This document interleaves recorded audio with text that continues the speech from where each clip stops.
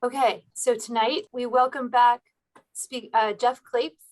Jeff Klapes has been the head of reference services at Wakefield's Beebe Library for 26 years, where he's also known as a traveling librarian. Having visited more than 50 countries and 5 continents over the years, he does frequent armchair travel presentations showcasing the history and culture of various places, using photography to capture people, scenery, and local details. From Iceland to Namibia, Laos to Oman, Jeff has visited many off the beaten places, as well as more popular ports of call. And of course, as a librarian, he also reads voraciously about his destinations to learn about their culture, history, politics, literature, nature, and cuisine. And tonight we will be going to southern England and Wales. Traditional market towns, rural British villages, and rugged coastal scenery are all packed into a small geographic area, making southern Britain an ideal area for the inquisitive traveler. There's fascinating industrial heritage, historic castles, and stately homes, as well as the stunning rolling green natural landscape. And so without further ado, I will turn it over to Jeff. Are you sharing your screen tonight? Not yet, but I will. Okay, great. Let's see. Let me know if you have any issues with that. Did you let me share? Yeah, okay, looks like I can share. So welcome everyone. Thanks for coming back. If this is not your first time, if it is your first time, welcome. As Jess said, I do love to travel, and this, as you can imagine, the past year and a half or so has been kind of difficult for all of us who like to travel.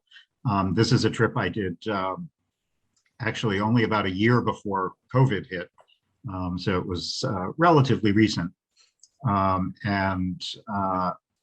those of you who have already done this, you know the drill.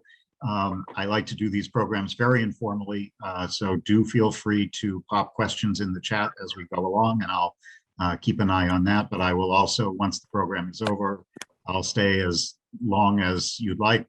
If you have any questions or comments, I always like to hear from anyone who may have traveled to where we're going tonight. I like to hear other people's experiences and stories and see how they compare to my own. So do feel free to share any comments or questions that you have. I also, you'll see my email, and I'm happy to answer any questions after the program. If you think of something tomorrow or next week, feel free to contact me and I'll do my best to answer things for you. So I'm going to share my screen now. If I can figure out which one to share. There we go. How does that look? Are you seeing the first slide?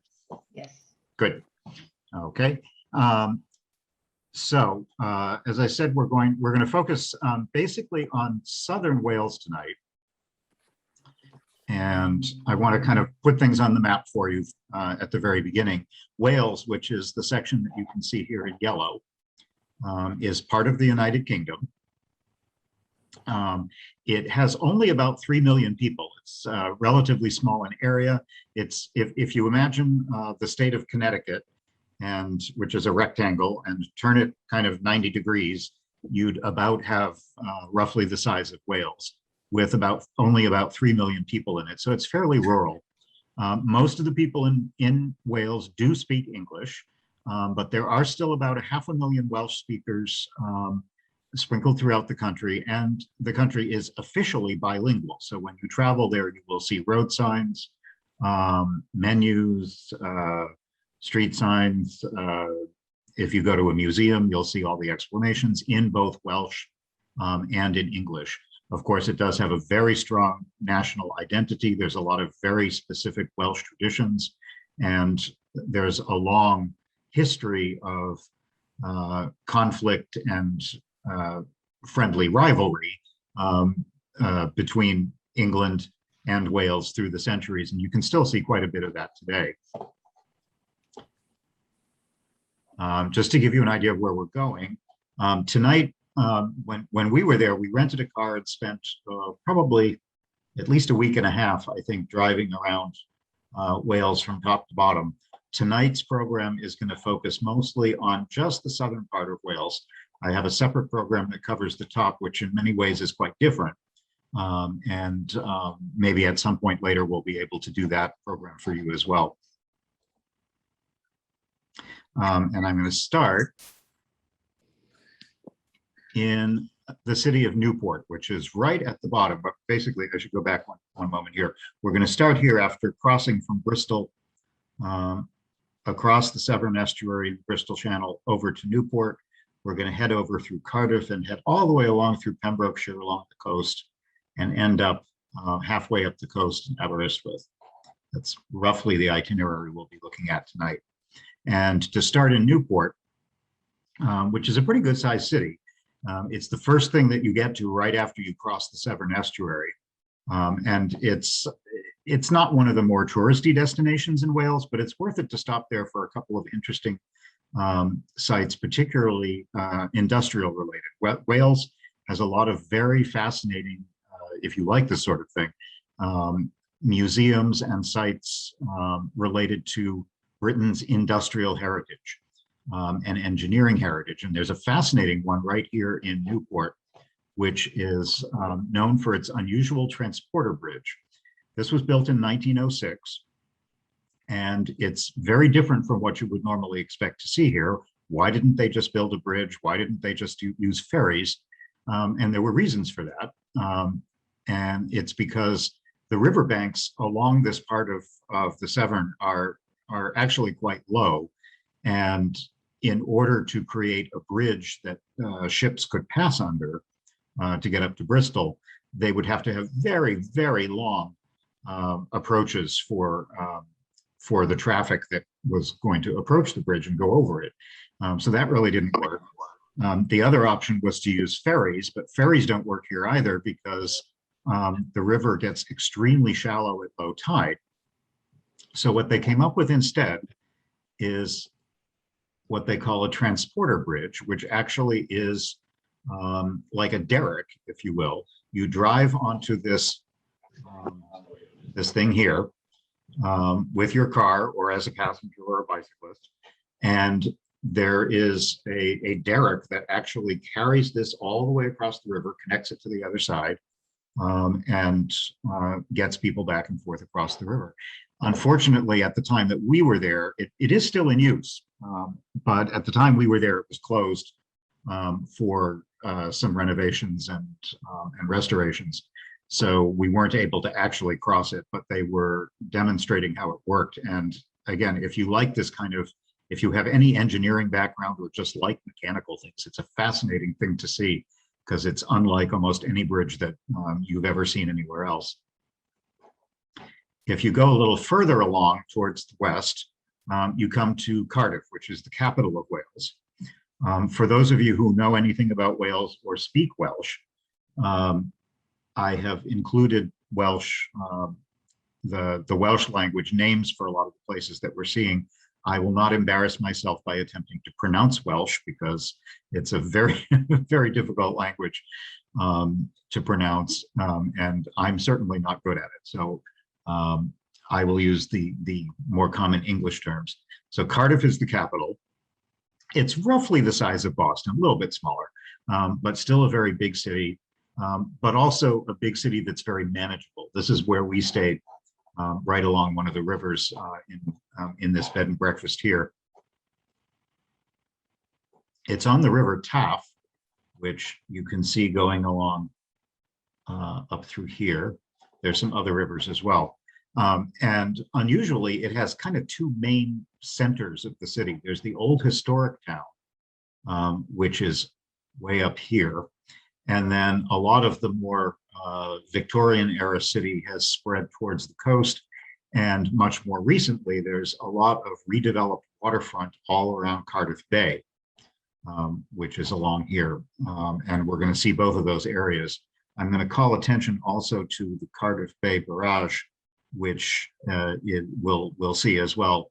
This is a dam and lock system that protects the bay and allows shipping to go back and forth. So again, this is the lovely little B&B that we stayed in right along the river. It had some really nice views, and Cardiff has nice neighborhoods that are full of these beautiful old, very typical British-style row houses that you can see in cities all over England. and the rest of the British Isles.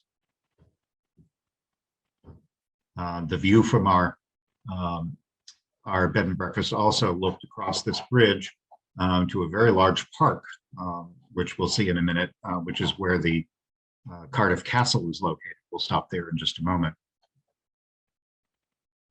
And looking the other direction, you can look down the river and you see this enormous stadium over on the left, which is the massive rugby stadium for Cardiff. You may know that Wales is incredibly into rugby. It's the national sport. It's played in this very large stadium. It's easily as popular there as American style football or baseball is here in the United States.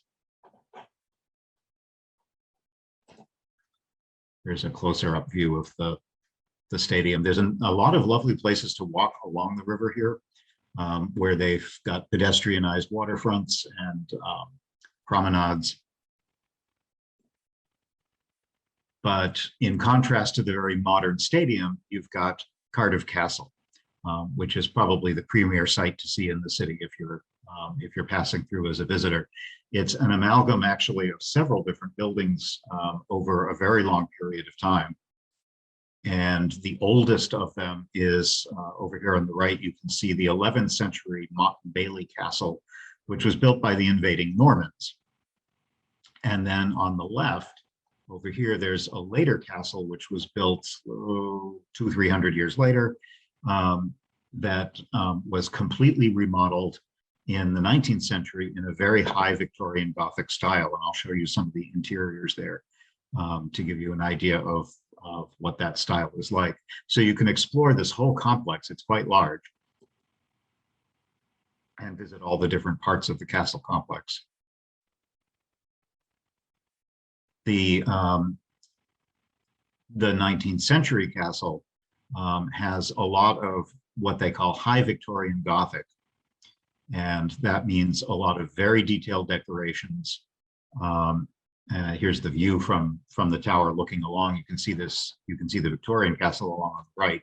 The whole complex is surrounded by medieval walls. And there's foundations left from different time periods. And it looks towards the water through the newer part of the city. But the interior of the later castle is really fantastic and is full of kind of over-the-top romantic style decorations that have paintings and frescoes and elaborate furnishings and incredibly detailed ceilings and sculptures. Here's the library. And you can see what I mean when I refer to it as Victorian Gothic. This is not early Gothic from 1,000 years ago. This is 19th century Gothic revival, but it still makes use of all the standard styles of arched windows and the typical styles that you would see in Gothic architecture from the Middle Ages, but reused in a way that makes it much more homey. Might be too not quite the right word for a castle like this, but it is actually a very comfortable cluttered Victorian style. And you can tour this part of the castle as well as all the rest. Much of what you're seeing here was designed, both the inside and the outside, by an architect named Gilbert Scott, who is famous for doing a number of other similar style buildings around the British Isles. Probably one of his best known ones is St. Pancras train station, the hotel and train station in downtown London.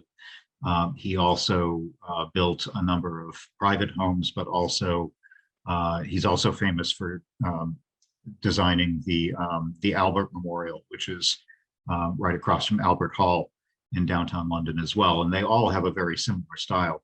This is probably the most famous room in the castle, called the Arab Room, with this fantastic Moorish style ceiling that's totally un-English in style and has just incredible detail and gold decoration.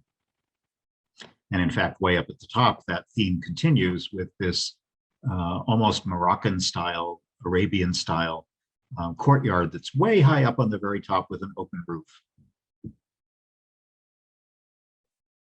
It's a great castle if you're traveling with children because it has all kinds of fascinating rooms to explore and stairways.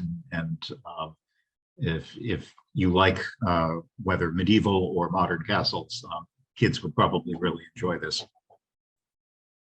The view from the top, when you get up to the top of the castle, is fantastic. You can see all over the city, both the historic area and also towards the new section of town towards the water.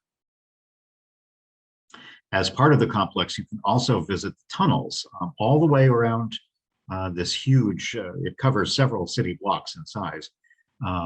There's a number of tunnels which were used during World War II, and they run underneath all the protective walls.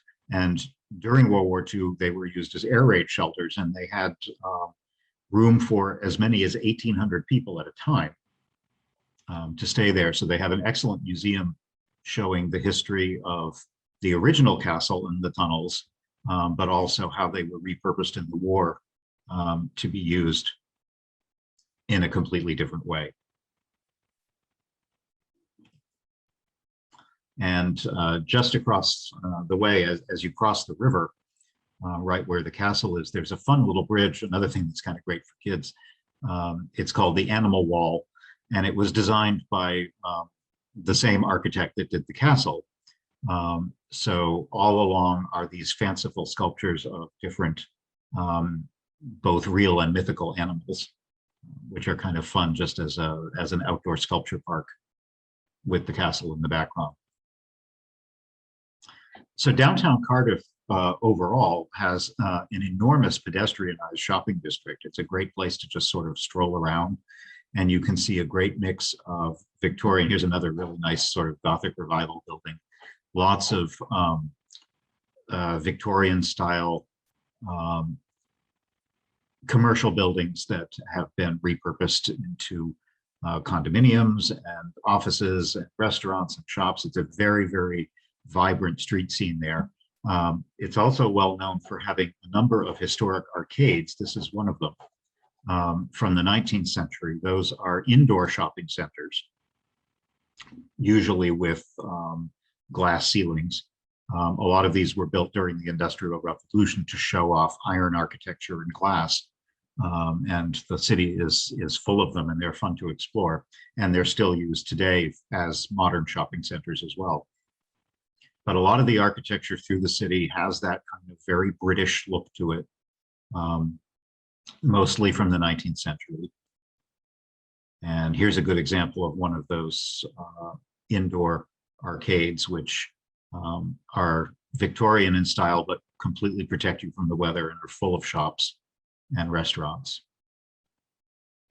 And like I said, there's an enormous part of this downtown area that is completely blocked off for pedestrians without any vehicle traffic. Here's the public library. And as a librarian, of course, I always have to visit public libraries anywhere I go. This one is a bit unusual because it's so modern in the midst of this very historic city. You can see what a completely different style of architecture this is. I was also interested because in addition to being a standard public library with all the typical services that you'd see in your own library in Chelmsford, a significant part of the building was also given over to social services. So in addition to going there to get books, it's a place where you would go to be connected to questions about healthcare and homelessness and job searching and all kinds of things. So in addition to librarians, they've filled the building with direct service, social service people as well in one very inviting space, which I thought was an interesting way to do things. And it seems to be very successful for them. Here's a good example of a typical sign in Wales where you see both the Welsh language and English as well. And some more examples of these really elaborate and very beautiful arcades. In addition to the arcades, they even have a traditional European style food hall, which is quite large, was built at the end of the 19th century and is still used as a food hall today. So you can go there and buy vegetables and fruits and meats and cheeses and as well as craft products and tourist things as well. Here's some more examples of all of these really nice arcades. There are some excellent museums in Cardiff, but I found one of the nicest things to do was just to stroll around. There's just beautiful streets.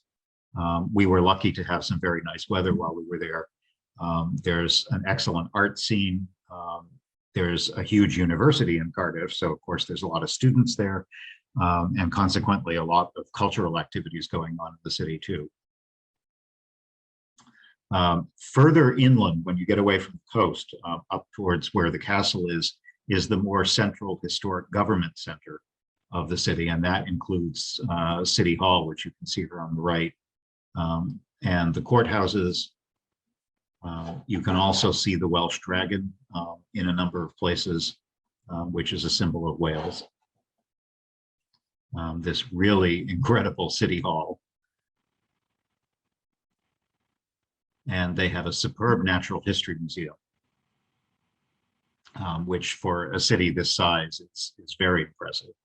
And of course, there's quite a few museums and arts complexes connected to the university. Cardiff University is quite well known. And this is one of the more recent buildings that is dedicated to the arts.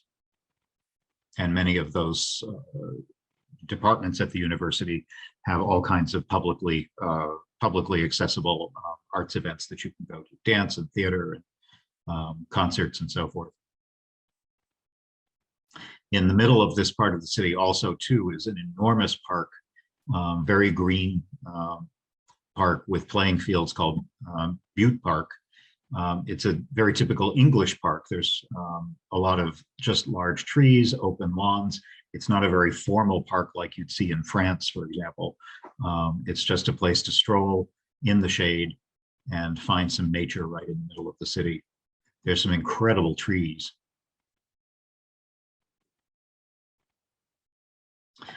This was kind of funny. I just liked the idea that there was a brand of brewery in Cardiff that is known as Brains, and you can get that in any pub that you visit. Brains is a very common brand of beer or ale, and they have a brewery still in the center of town. It's a very regional brand around Cardiff. Moving back towards the waterfront, where the city looks completely different and very modern. Much of this has been redeveloped over, say, the last 20, 25 years. And there's a lot of waterfront activities, there's boating, there's restaurants and shops. This is probably the signature building there around what is called Roald Dahl Plus. And you will presumably remember Roald Dahl. He wrote Charlie and the Chocolate Factory and any number of other very well-known children's stories. And he was born in Cardiff, hence the plaza in his name. So this very modern open space with a fountain in the middle and these light towers is used for public events and performances. And it has as its backdrop this enormous building, very unusual modern building, which I'll show you in one sec. I also had to stop here because I don't know if any of you are fans of Doctor Who, which is a beloved British science fiction show that goes back at least 50 years. About 10 years ago, Doctor Who had a spin-off called Torchwood, which was also quite popular if you like science fiction and British television. And it takes place here right in the center of Cardiff. And in fact, this huge metal tower that you see on the right, which is a waterfall. You can't really tell from this photo, but there is water streaming down the outside. This is the entrance to the, of course, entirely fictional headquarters of the mysterious Torchwood offices that are below the streets of Cardiff. And what you're seeing behind me, where I'm standing here, is a shrine to one of the characters. And it's kind of interesting because Ianto, who was this character, he dies in a later episode, one of the later seasons of the show, and was so beloved by fans of the program that they created this shrine, and it looks almost as though he was a real person. In fact, I would say there's probably more stuff on this shrine than there is to the one on Diana back in London or in Paris where she died. So I had to make a pilgrimage as a fan of the show. But this whole plaza has as its backdrop this fascinating building that's very different from anything you've probably seen elsewhere, called the Wales Millennium Centre, which was opened in 2009. And it's an enormous performance venue, which is used for theater and dance and opera and music concerts and so forth. It's got this incredible sheath of copper that shines beautifully during the daytime and has Welsh writing on it. And at night, all of this is lit up from the inside, so the letters actually glow in the evening. It's quite beautiful. The letters are in both English and in Welsh, and what they say is, "In these stones, horizons sing." But it's an enormous building and has become a symbol of the city. If you keep walking along this promenade, you can see that building is kind of hidden behind. But if you keep going along the waterfront, the brick structure on the left is called the Pierhead, which was built in 1897. And it was the headquarters originally of one of the big shipping companies. Cardiff, then as now, was a major port for maritime trade. It has been converted now and restored into an exhibition meeting space. When we were there was a very interesting art exhibit on the upper floors. The modern building on the right that you see is called the Senedd, S-E-N-E-D-D, but that is the Welsh word referring to the National Assembly of Wales. It was designed by a pretty famous architect called Richard Rogers, who has built a number of things throughout Europe and the Americas as well.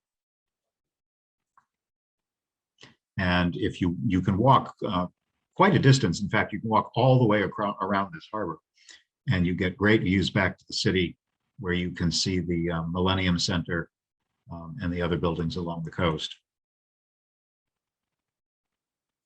If you work your way all the way around, you will eventually come to the locks and barrier that I'll show you in a sec. All along here too, there are you can rent bicycles, and there are restaurants and shops and cafes. There's also quite a few very expensive condominiums. So it's kind of interesting to see how Cardiff has very successfully blended its history, which goes back hundreds and hundreds of years, with extremely modern style of architecture, and also just a lifestyle too. It's a very young city. It's a very vibrant city. This is the barrage, which was built to control the river flow. Much of this area that we've been walking around is actually tidal mudflats, which makes it very difficult for shipping because the water level can often get quite low. This whole lock system was completed in 1999. It was pretty controversial when they built it for environmental reasons. And even today, it is not without its problems. But what it does is it maintains the bay that is protected behind the barriers is kept largely fresh water, as opposed to the brackish water that it would have originally been when it was open to the ocean. But it allows boat traffic to go through through a series of locks, and does flood control and keeps the bay at a more or less stable level. for such a large tidal flood. You may wonder why I'm taking a picture of a large rock, but basically this is a big hunk of coal. It was part of an exhibit that you can see along the walkway.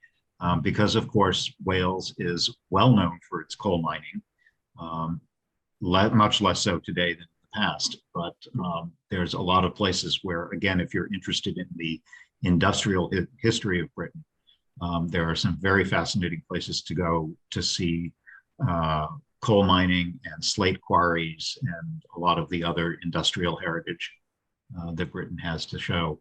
So we're going to leave Cardiff and work our way inland just a little bit.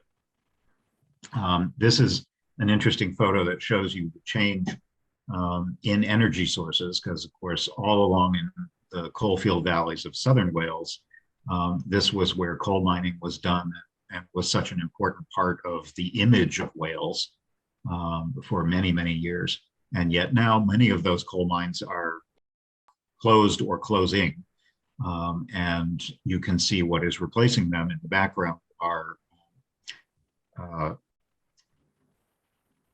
wind turbines that are used for energy production. And in fact, off the coast of North Wales, we won't see that tonight, is the third largest offshore wind farm in the entire world, is off the coast of the very northern part of Wales and produces an enormous amount of electricity.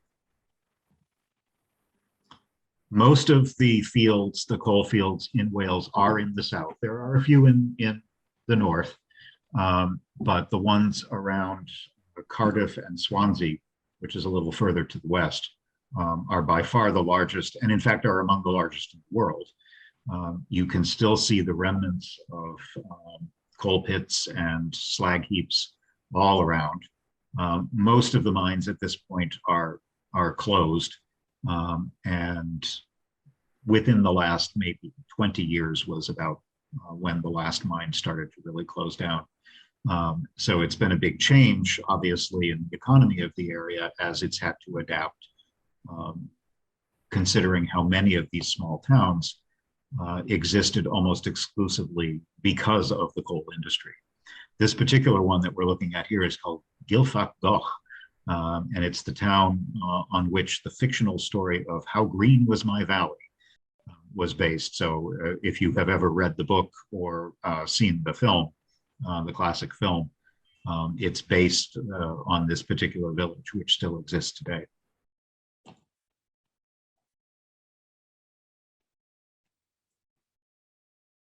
And again, the landscape is very typical, dense little towns of row houses that were built for the families of the coal miners. And you can still see up in the background areas where the leftover parts of the slag heaps and entrances of the coal mines used to be.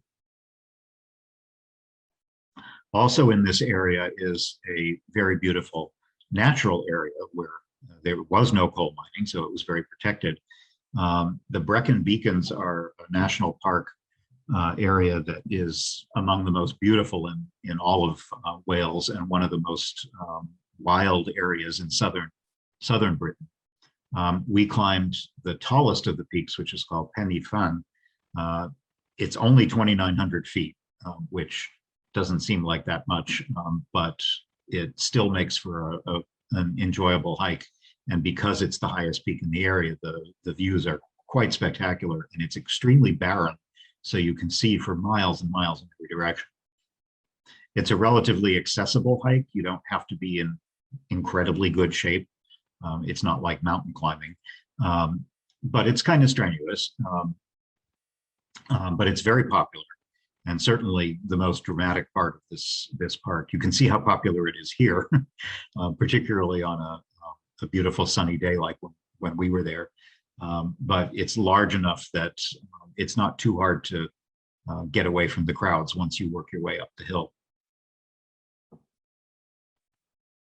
And you can see just how barren it is and exposed as you work your way towards the top. There are some fantastic views of mountain lakes off in the distance, like this one. There's sheep everywhere. And here we are at the top. This cairn at the top, where it announces that you made it to the very summit, is actually a burial site from the Bronze Age. And they've piled additional rocks on top of it. But this is as high as you can go in southern Wales. And it's just magnificent scenery. And you can see additional hiking trails go off all through the park.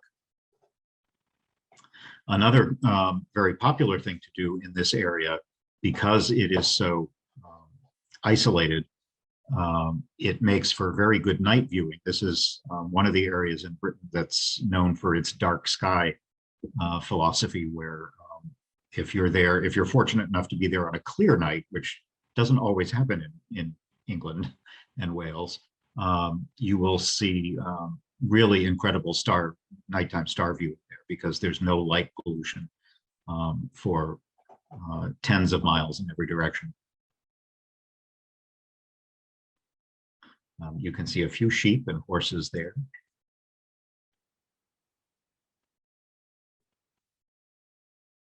But even with all the crowds, once you get up to the top, it's actually not that hard to get away from people and go off and find a little peaceful corner.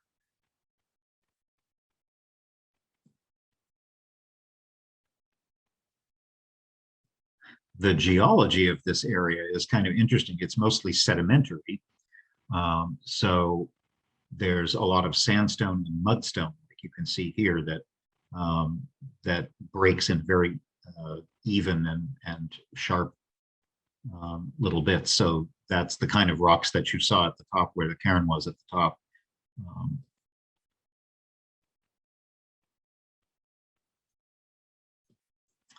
And if you keep working your way further towards the west, this whole mountainous area in the south of Wales is known as the Brecon Beacons. And if you work your way towards the west, you'll go through a lot of more populated areas of the beacons. And there are lots of villages, there's castles. This is probably the most famous of the castles and one of Wales's most dramatically situated ones, way at the west end of the Brecon Beacons, where the land slopes off and starts to become much more gentle. And Carrickkennen was built originally in the 12th century, but it didn't last long.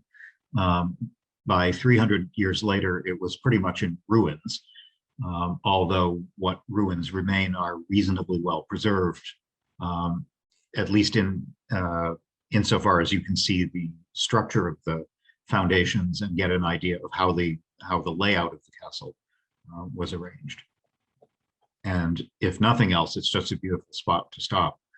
There's a nice village that you can walk up through and have a green tea before or after your hike up to the top. And then because it's perched so high up on the top of the last of the Brecon Beacon Hills, looking towards the west, you get a really beautiful view of the rolling countryside, very pastoral, exactly the kind of typical green landscape that you would expect to see in Wales. I loved these horses that just sort of gave up and relaxed in the sun. It's hard not to when the weather is perfect in Wales, which it isn't very often. But it's a very imposing castle, as you can see, and obviously prominently situated here for defensive purposes. It can see miles and miles in every single direction.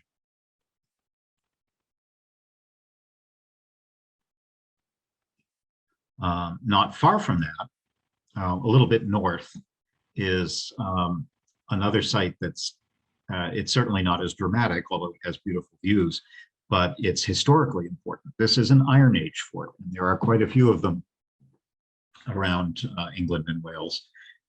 This is one of two pretty impressive ruins that you can still see that go back to about 1000 BC, when there were settlements on these outcrops. And you can see what's left of the piled up rocks and foundations that were used to create these settlements. There's not really too much to see here, and not very many people go there. But again, the views are fantastic. I do have to mention a little bit about the driving in Wales. Many people are concerned about renting cars when they travel to Britain because you have to drive on the wrong side of the road. And I do have to say that that is probably the least of the issues that you might have to deal with. When everybody else is driving on the wrong side of the road, you pretty much get used to it pretty quickly. What's hard to get used to is that a lot of British roads, and many of the ones that we found in Wales, are extremely narrow. Many of them are quite old. In fact, I was reading a biography of, now I'm forgetting which king. It was an English king who, I believe it was one of the early Edwards. But he went in and invaded Wales. And one of his major complaints was that all of the roads were far too narrow. And he complained about that bitterly. Here we are about 1,500 years later, and it's still pretty much the same situation. And that's to a large degree because in many cases, they're the same roads. They've been there for so long.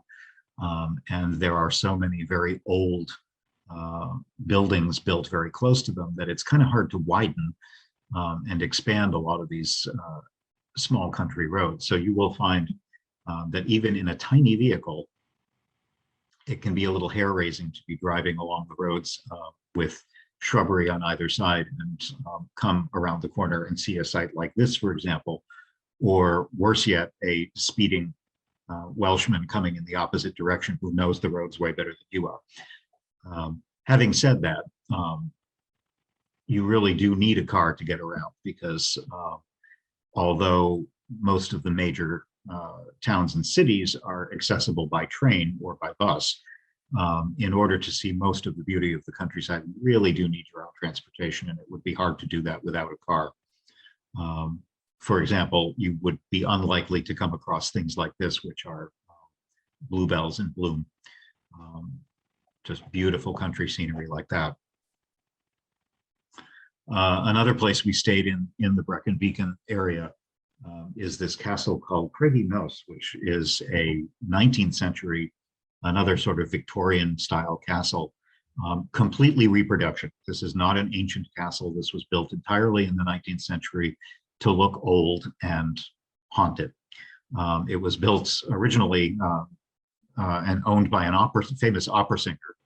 And now it's a sort of frumpy hotel, but very comfortable. And it was fun to stay in just because it's fun to stay in a castle.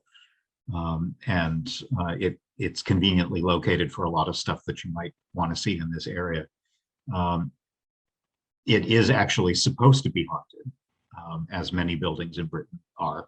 We did not see anything in any of the corridors or in our room at night, but it still has a lot of fun atmosphere if you want to stay in something that's akin to a medieval castle. It's very elegantly decorated inside. There are a lot of nice, comfortable rooms, public rooms that you can sit in and have a brandy and chat with people. And it's surrounded by the Brecon Beacon's countryside. This was the view from our room, looking out over the hills in the evening. And then again in the morning, this is exactly the same view when we woke up in the morning.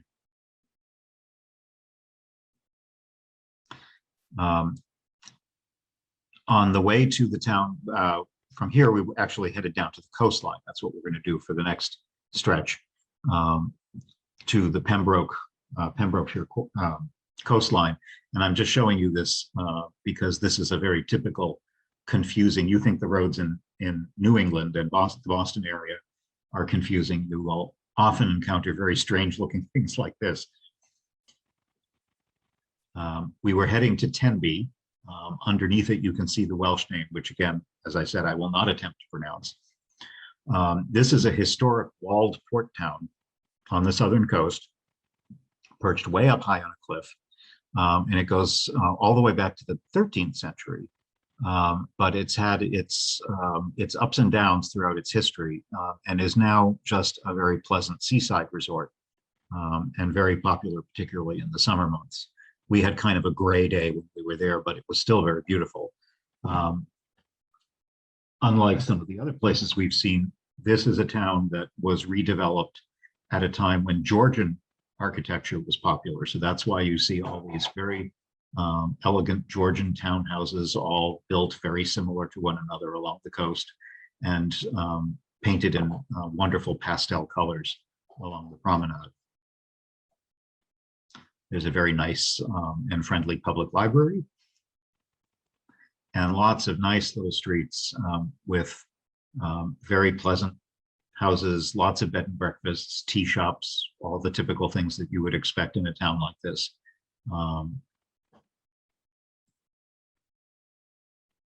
And they make a point to, they're very proud of the painting, the colors that you can see throughout the town. The beach was rather empty when we were there, given the weather, but it still is a pleasant place to walk around under the cliffs. There are some nooks and crannies that you can explore. And at the top of the cliffs is just one after another of these beautiful homes, most of which are either bed and breakfasts or apartments and condos at this point. The beach is very sandy, and in the summer is obviously much more popular than it is at the time that we were there, where the weather just wasn't quite beach weather. There's also this rock with a fortress just off the end, and a lot of more promenades that go all the way around the corner to the harbor. The town actually, it's interesting because they took the wrong side in the English Civil War. So they were significantly damaged during that time period in British history. And then they got the double whammy of getting hit by a plague after that. So for quite a long time, it kind of languished as a backwater that really didn't, the population plummeted. There wasn't really much of anything going on. And until the 19th century, it stayed that way until the early 19th century, when people started going back there to redevelop it and build the beautiful Georgian houses and turn it into a more popular 19th century beachside resort. And it remains that today. If you come all the way around the corner, you end up in this lovely harbor. You can see it was low tide when we were there. But it's quite a spot for vacationing. And it's a nice size. If you don't want a town that's too big and overwhelming, it has all the services that you could possibly want, but it's still, you can walk from one end to the other in about 20 minutes. And it's perfectly located as a place to stay if you are planning to do any exploring along the southern coastline.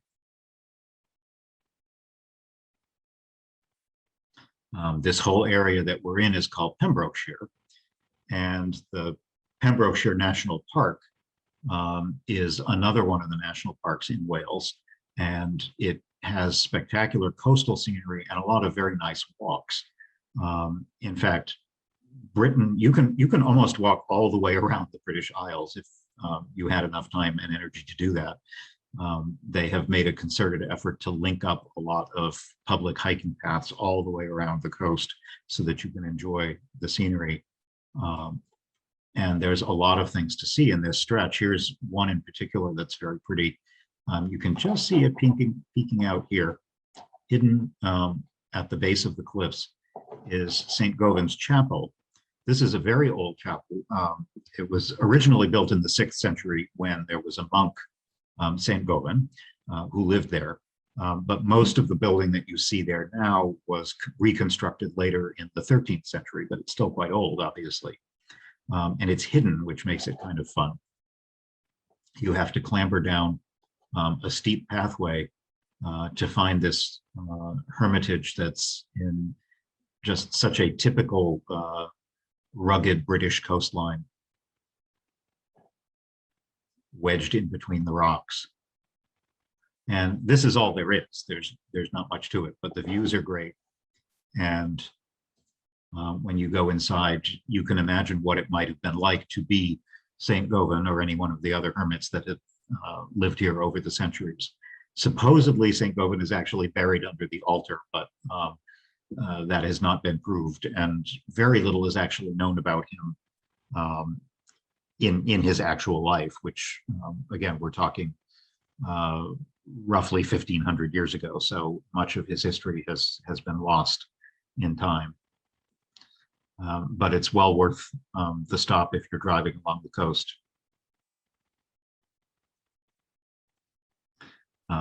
If for no other reason than to just see the incredible rugged coastline.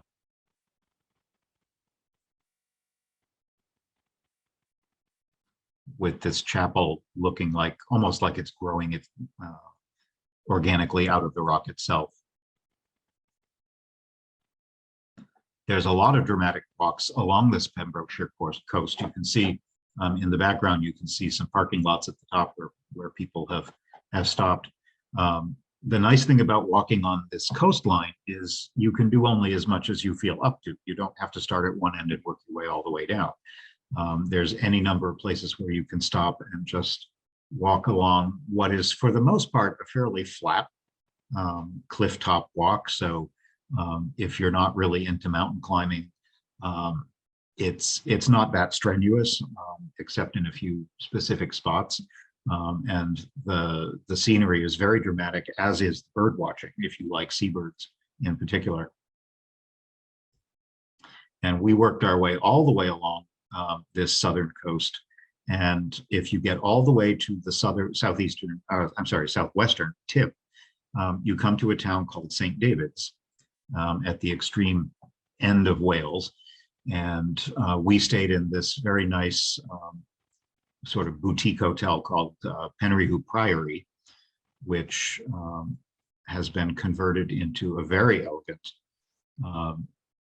boutique hotel. It was built in the 1880s as a vicarage, but now has very comfortable rooms, both in the main house and in some outbuildings as well.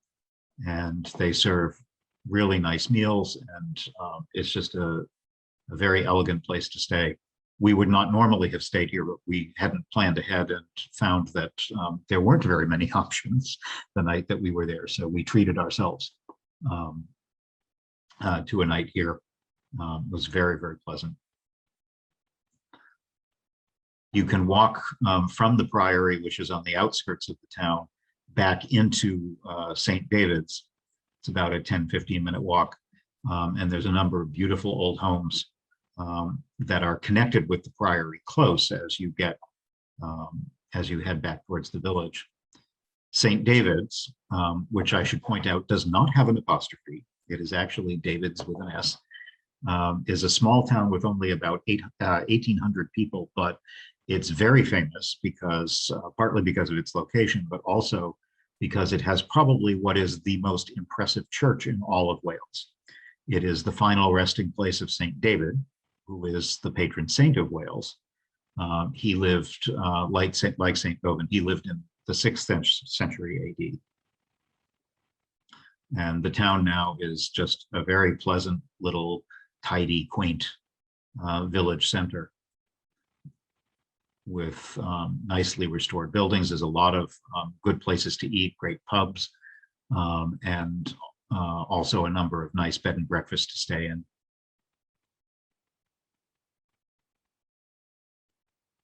It's a very pleasant town to just stroll around. And usually relatively quiet also. But the main attraction here, of course, is the cathedral itself and the associated bishop's palace, which is in ruins. You can see that in the background here. The cathedral was built in the late 12th century, but within about 100 years of its construction, it was hit by an earthquake and significantly damaged. The tower collapsed, the roof collapsed. So over the centuries since then, a lot of renovation and change has happened over the centuries. These are more buildings in the cathedral close, which covers quite a large area, actually. And here's the facade. The building is unusual, I think, for churches in Europe because it's very squat. You can see it's made of very dark stone, which is much darker than you would expect a limestone or granite cathedral to have. And unusually, it's built in this kind of depression, which makes it almost invisible from far away, unlike a lot of other European cathedrals, which were specifically designed to be visible as you were approaching a cathedral town from across the countryside. You really can't see this church until you get almost right up to it.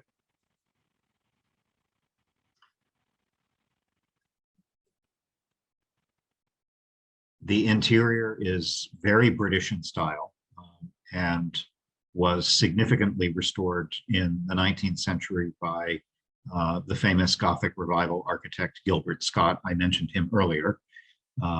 And you can probably see some similar stylistic evidence here of that Victorian Gothic look that he was so well known for.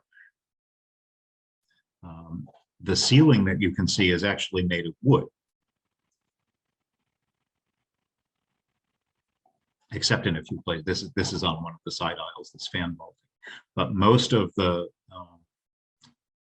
ceiling that you see at the top is made of wood, mainly because of structural reasons. Since the cathedral had suffered so much damage, rather than build a vaulted roof like you would normally expect to see in a Gothic cathedral, they felt that the building really was not able to support a traditional stone vaulted ceiling. So they ended up just creating a flat wooden roof, which was a lot safer.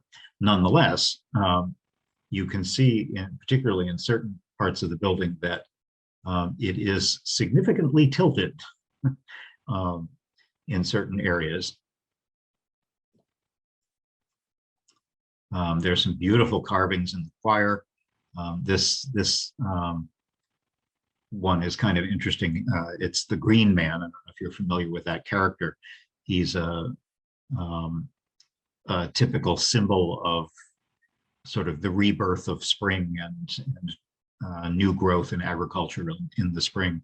And you'll often find the Green Man with leaves coming out of his mouth and his hair, and in sculptures, often in churches and buildings around the British Isles in particular.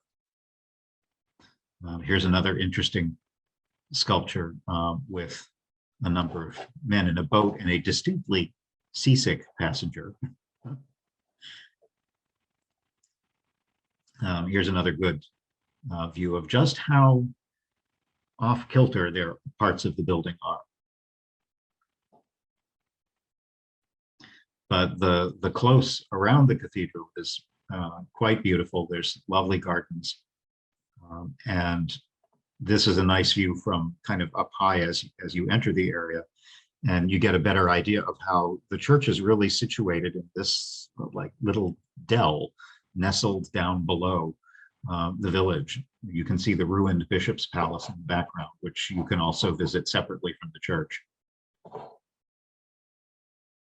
The ocean itself is not terribly far away, just beyond those trees over there.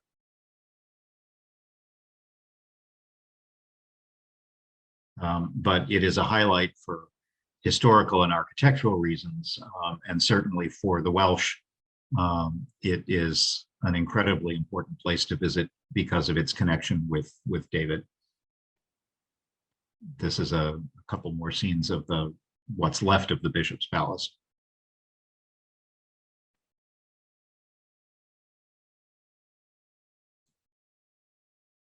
The tower that you see up on the top of the hill there still has the cathedral bells, and they ring throughout the day. It's the only one of the original 4 gates. You can see the gate just behind it here, that originally protected the cathedral close on all 4 sides.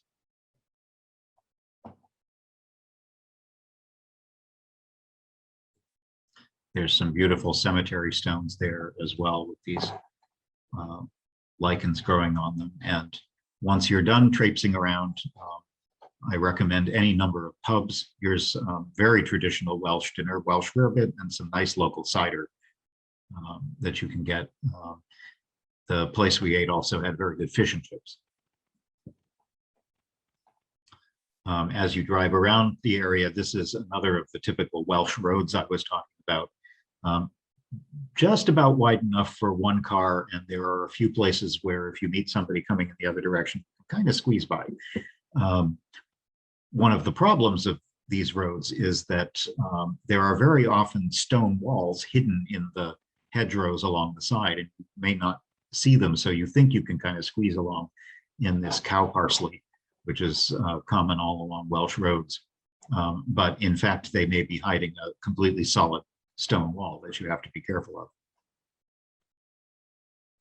of. Up the coast, a little bit up from St. David's, is Strumble Head, where there's a very nice lighthouse out on the headland, and you can see very typical moored, the kind of plant life that you would normally expect to see on moors, scrubby trees and shrubbery and heather all over the place. There's some beautiful heather that was in bloom while we were there.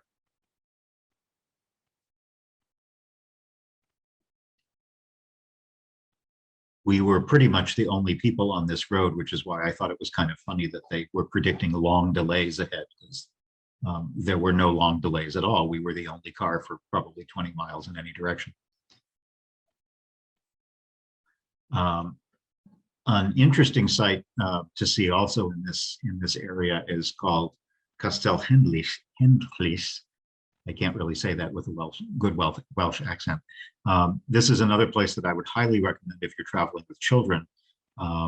It's kind of akin to Plymouth Plantation or Sturbridge Village, but instead of recreating something that's from only a couple of centuries ago, this is an actual archaeological site and a recreation of a 2,000-year-old Iron Age hill fort.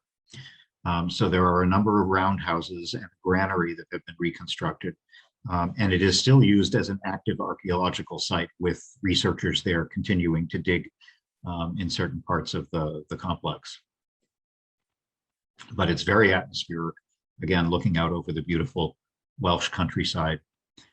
They do have character actors there who are just like at Plymouth Plantation there. They will take you on tours and talk a little bit about what it would have been like to live in an Iron Age settlement like this. Here's a rendering of what the site probably would have looked like on top of its hill when it was at the height of its settlement.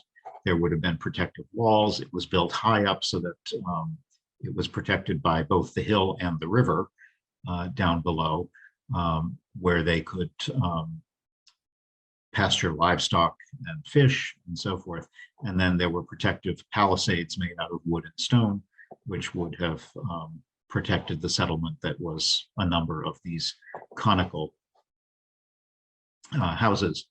And you can see, again, several of them have been reconstructed with the same type of thatch that would have been used in the original buildings to see what life might have been like there. Here's some the contrast between older thatch and very recently redone thatch.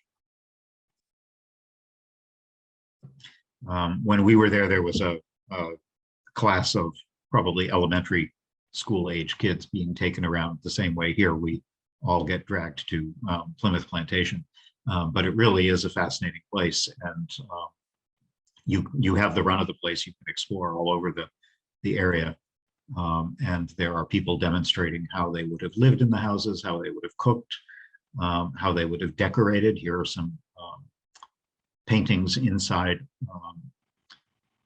the roundhouses where they are duplicating designs that were found through their archaeological studies.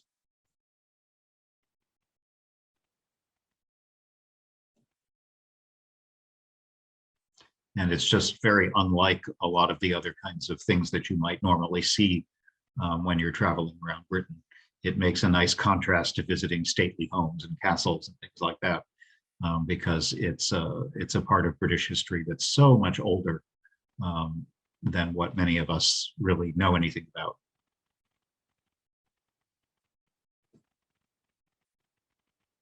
Very close to it, also across this beautiful landscape is another early site, even older actually, called Pentre Ifan, which is one of Wales's best known ancient monuments. There are 6 of these very big standing stones, and the capstone that you can see kind of floating on the top is 16 tons. That's how big it is. And it dates from the Neolithic period. So we're talking, about roughly 3,500 BC, which makes it well over 5,000 years old.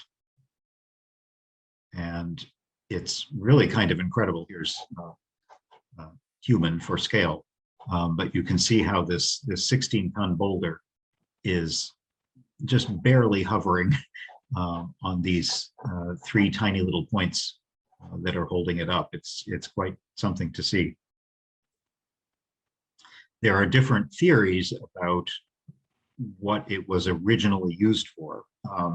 The most logical one, because it's similar to a number of other sites around Europe in this time period, in the Neolithic period, is that it would have originally been covered by stone, by earth rather. So the stones provided sort of a framework skeleton over which an enormous mound would have been built, and you would have entered the mound through some sort of corridor, and the space under the capstone would have been open, providing a roof for some sort of chamber inside.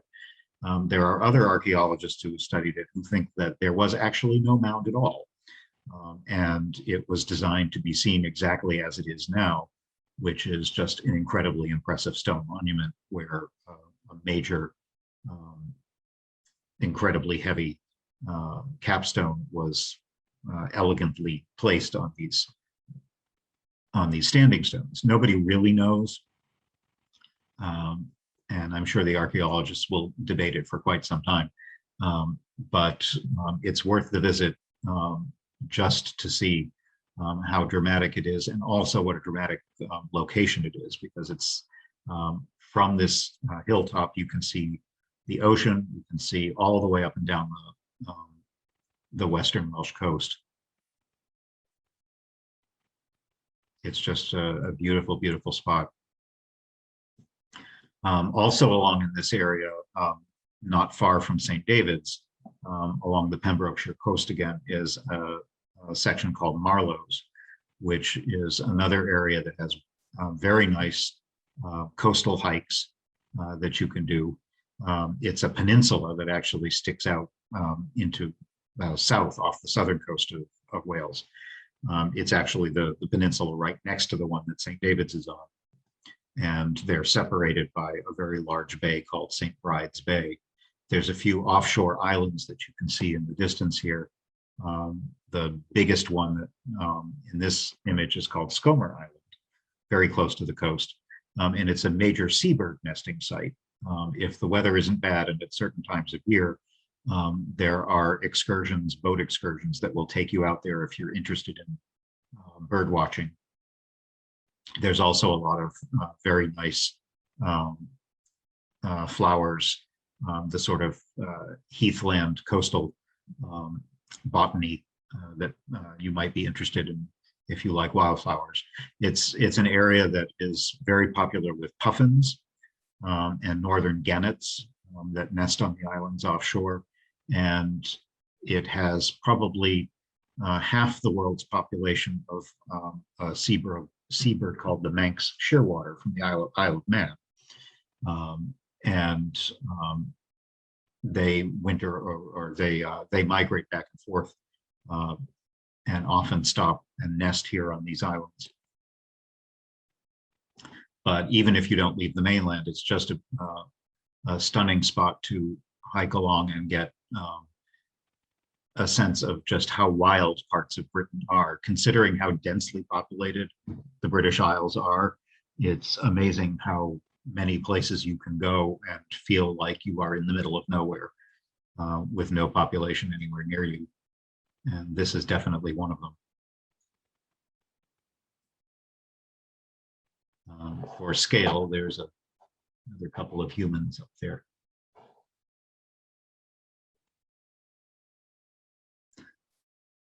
it's a very bleak landscape, but if you have an attentive eye, you will definitely find all kinds of things to investigate down low, growing towards the ground. And if you look up, you will see birds all over the place.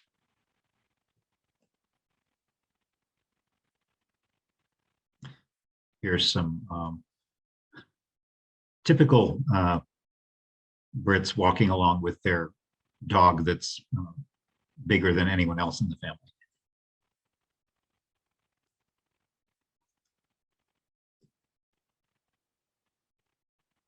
The two smaller islands that you can see off there are called Grassholm and Gateholm.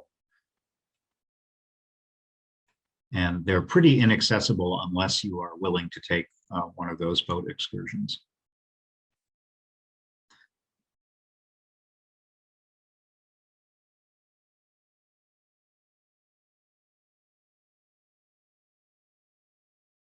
And we're going to finish up by going partway up the coast, heading towards North Wales, and just stop in a couple of very typical Welsh towns. Aberaeron is not very large at all. You can see it was low tide when we were there. The prefix aber in Welsh means at the mouth of some sort of river. So there are a lot of towns that have similar names like that. And Aberaeron means that it's at the mouth of the Arun River, and which you can see coming out here. And it's another town that has just beautiful row houses painted in bright colors, the church off in the distance. One of many seaside towns where there really isn't a whole lot to do. It's just a resort town where you can hang out at the beach, go to the pub, and stroll around the shops. I wanted to give you a brief selection of some of my favorite Welsh town names. There is actually, if you make an effort to understand how Welsh works, these seemingly unpronounceable names actually follow a very consistent system. So a W has a particular sound, a double L has a particular sound, a Y has a particular sound. And if you learn those, you can actually pronounce Welsh without too much difficulty. But it is always funny to run into names like this. Isbiti Istwyth is one of them. Penis Arwen, which gets a lot of sniggers from teenage boys, as you can imagine, as is Panty Wacko and Splot, and my personal favorite, which is Plump down here.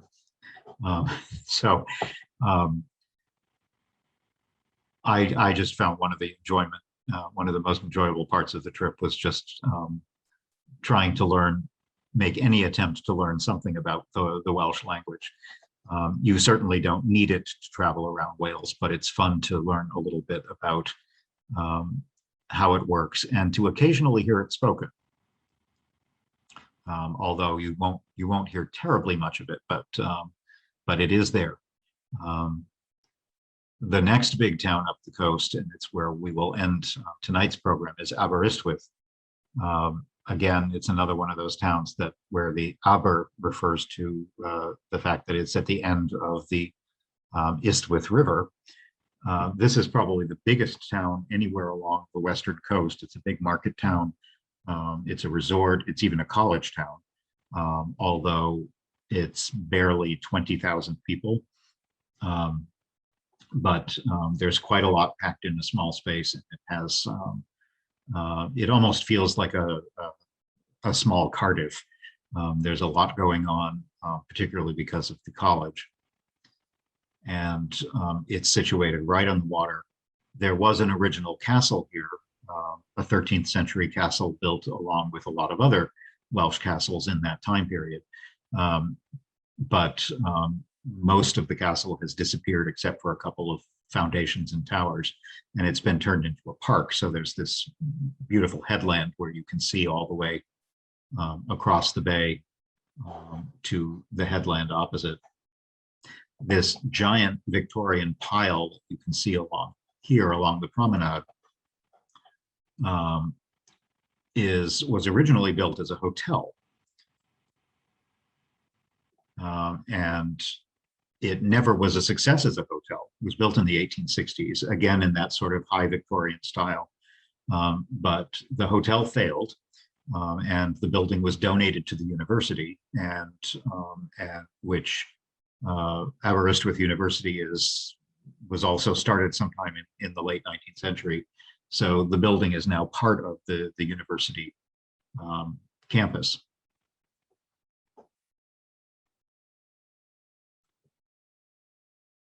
But it is quite a pile, that sort of haunted looking over the top Victorian Gothic look. There's also a really nice old-fashioned amusement pier. And it was a little gray on the day that we were there, but they were doing a road race, and there were people walking up and down the promenade. It was, I can imagine on a sunny summer day, it would be absolutely beautiful. And like many of the other towns we've seen, there are these Georgian row houses that are brightly colored, so that even on a gray day, the town has a sense of being a very joyous place to visit. Aberystwyth, interestingly, has a higher than normal percentage of Welsh speakers. In the whole country of Wales, there's only about maybe 19–20% of citizens who report that they are able to actually speak Welsh fluently. But in Aberystwyth, it's actually almost twice that. This is this area and a little bit to the north as you head up toward the island of Alderney off the coast, is where the greatest concentration of Welsh speakers is. But as I said, if you're traveling there, English is what you would normally hear.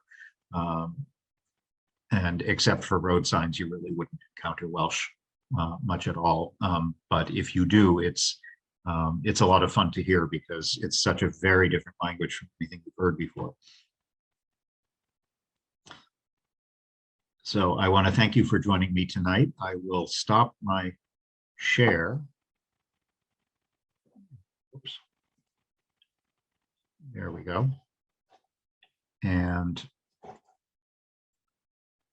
feel free to unmute yourself and ask any questions, or if you have any comments.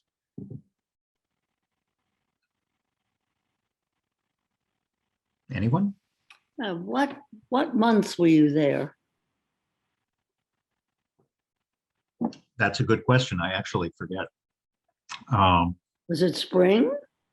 No. I want to say it was September.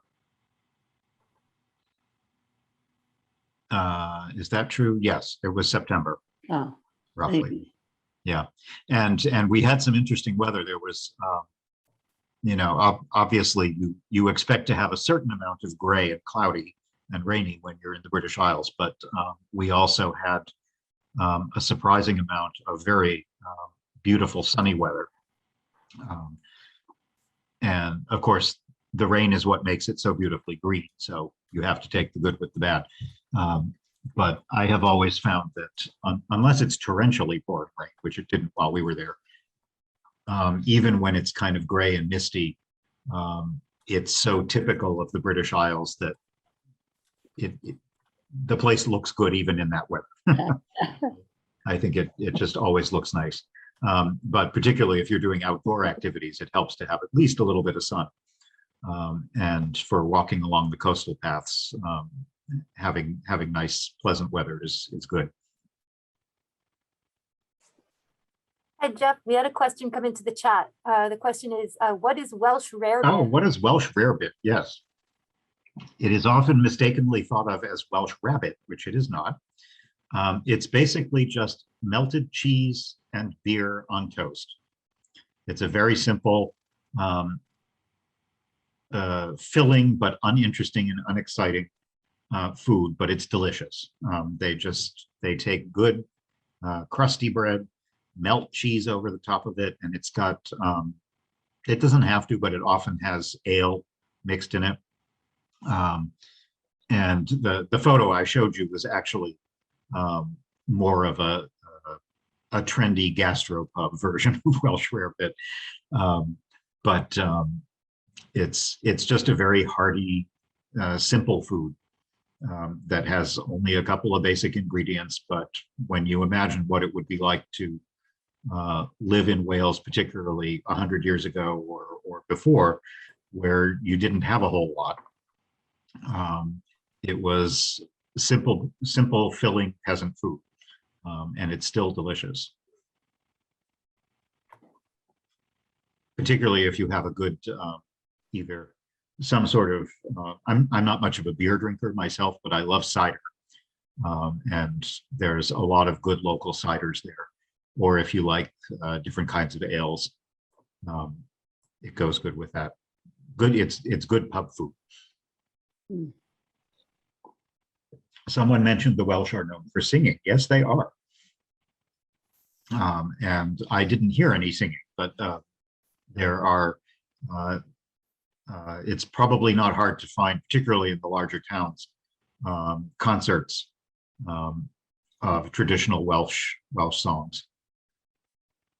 Yeah, well, the big things that come to mind with Wales are leeks, which is the national emblem, dragons, which you will see also as the national emblem, rugby, which is the national religion, and coal mining.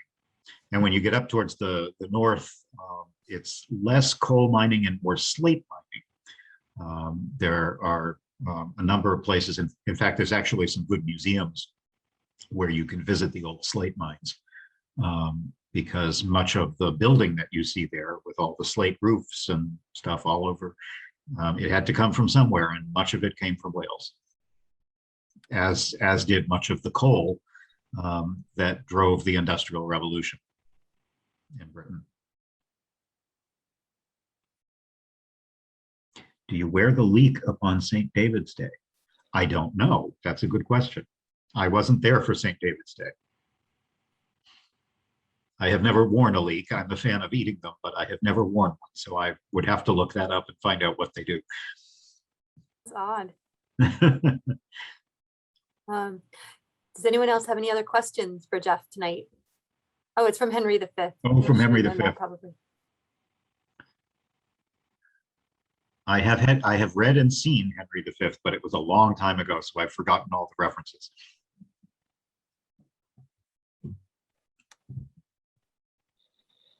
Any other questions? Thought I saw someone else unmute themselves. Is there Welsh nationalism like Scotland? That's a good question. Yes, but not much. There is, I mean, obviously for centuries, way back when Edward was, in fact, what's interesting about Wales is a number of the most popular castles that you would visit as a tourist in Wales. Carnarvon, what's the other one? There's several, both in the south and the north. The majority of those castles that you would visit as Welsh castles were actually built by, I believe it was Edward I, when he was trying to subjugate Wales to become part of England. So all of those castles were actually built for protection for the English to take over and subjugate the country. So it's kind of ironic that now Wales gets a significant amount of its tourism by having people go and visit these, what originally were English castles. So certainly there was, for a very long time, there has been this conflict between the Welsh and the English, some of which, as I said, is kind of just friendly rivalry, and some of which goes way beyond that. There has never been the level of Welsh nationalism that there has been against the English in Ireland, for example, and definitely not as much separatism as there is in Scotland. So there's a very, very minor movement for Welsh independence from England, as there is for Scottish independence, but it has nowhere near the level of support in the population. There is certainly still, though, a very strong sense of Welsh identity, and the language is a big part of that. There are far more people, for example, who speak Welsh in Wales than there are people who speak Cornish in Cornwall, as an example. Welsh is, as I said, is an official language that is recognized, and you see it everywhere that you go. It's very much a presence in the country, and but still there just hasn't been much of the kind of separatism that you would see in other parts of Europe, like the Basques or Catalonia or Scotland or other places where there are strong separatist movements. It's nowhere near that degree in Wales.